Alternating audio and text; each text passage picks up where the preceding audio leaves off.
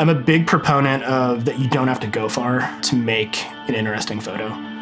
Your next door neighbor is interesting. The softball league down the street is interesting. It doesn't have to be this like far-flung place. The people around you are already interesting.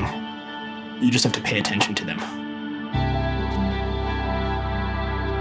Welcome, brother. Oh, man. Hey, how you guys doing? It's good to see you, man. Oh, God bless you.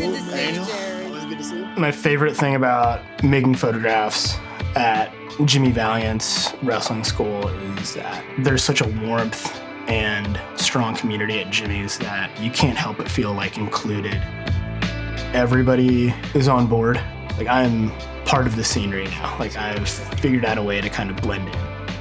I can be unobtrusive and I can just observe. For me, it's easier to make photographs that are meaningful when you care about who you're photographing.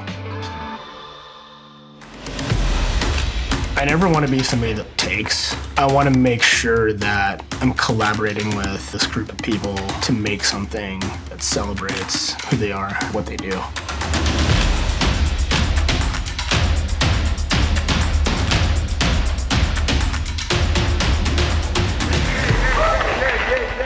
The best type of portrait is when you're able to connect with the individual and the individual's actively participating in the portrait.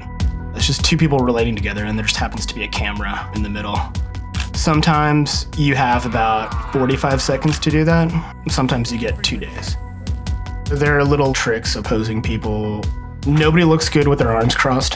Having them just turn towards you, kind of leading with the shoulder, can be kind of a more dynamic pose. I would say my work sits somewhere in between fine art, documentary, photojournalism. The hidden secret is like all the projects that I've worked on. These are already subcultures that I'm connected to and that I care about. The work that pays the bills is generally with magazines and news organizations. For me and my practice as a photographer, I need both the assignment work and the personal work.